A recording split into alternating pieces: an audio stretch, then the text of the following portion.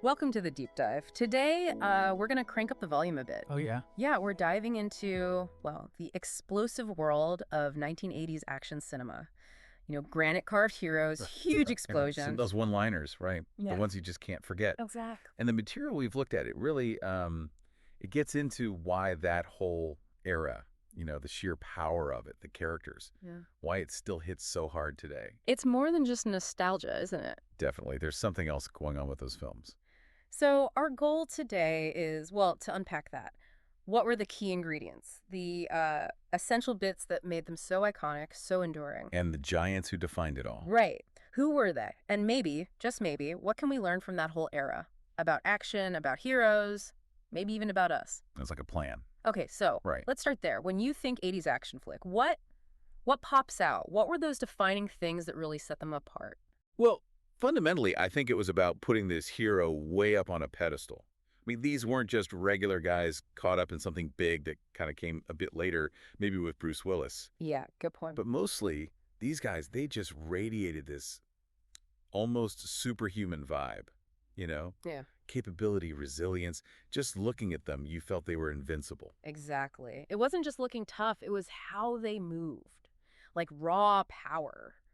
It felt like, I don't know, their muscles were the special effect. That's a great way to put it, yeah. Forget the fancy CGI we have now. These guys were the spectacle. And there was that weird blurring, wasn't there? Between the actor and the character. Oh, definitely. Like, we almost sort of believed they were these huge figures off screen, too. That's actually a really insightful point.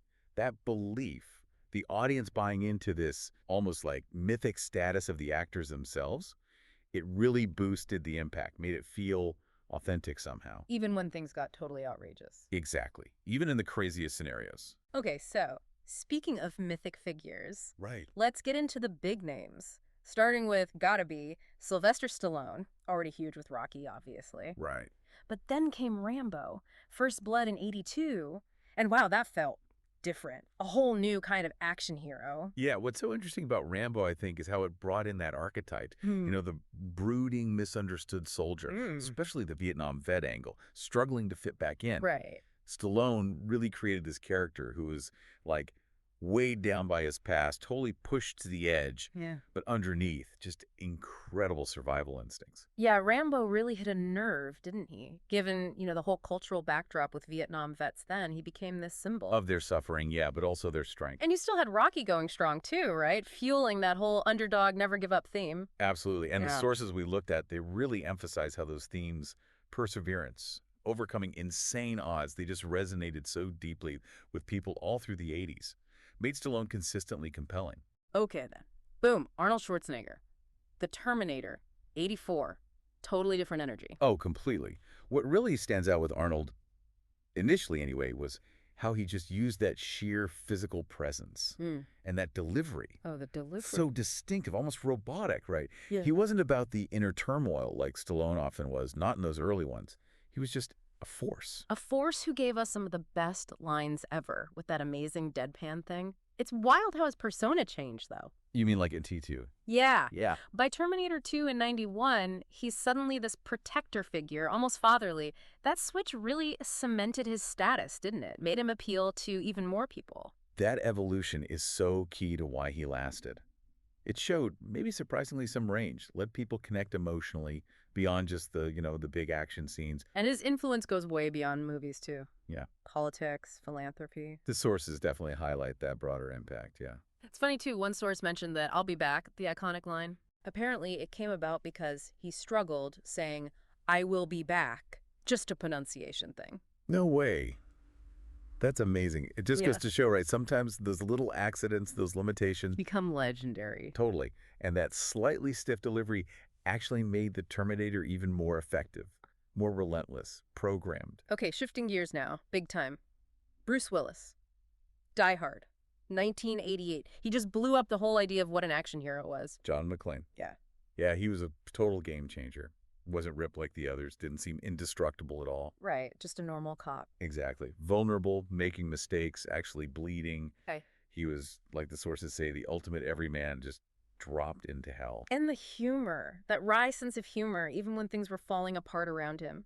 So different from the stoic guys. That constant sarcasm, yeah. And you could see the fear, the pain, but he just kept going. So relatable And it's still kind of nuts to think he was seen as a weird choice back then. because of Moonlighting, his comedy background. Yeah, it just wasn't the typical action star casting. But that casting, it really signaled a shift, didn't it? Showed that audiences could totally get behind a hero who wasn't a superhero. Yeah. Just a normal person pushed way too far. Made him more compelling, actually. That vulnerability. Okay, and then there's Mel Gibson, Lethal Weapon. Yeah. He brought this charm, but also this edge, this unpredictability. Martin Riggs, yeah. He was a fascinating mix, wasn't he? Yeah. Charisma, but also this, like, barely contained chaos. Totally. He had that intensity walking that fine line. Yeah. But you also bought the connection with his partner. He wasn't the stoic type, wasn't the purely funny everyman either. He sort of carved out his own space. The charmingly unhinged protagonist. Something like that, yeah. So, okay, we've got these incredible characters, these iconic actors, but these movies, they weren't made in a vacuum, right?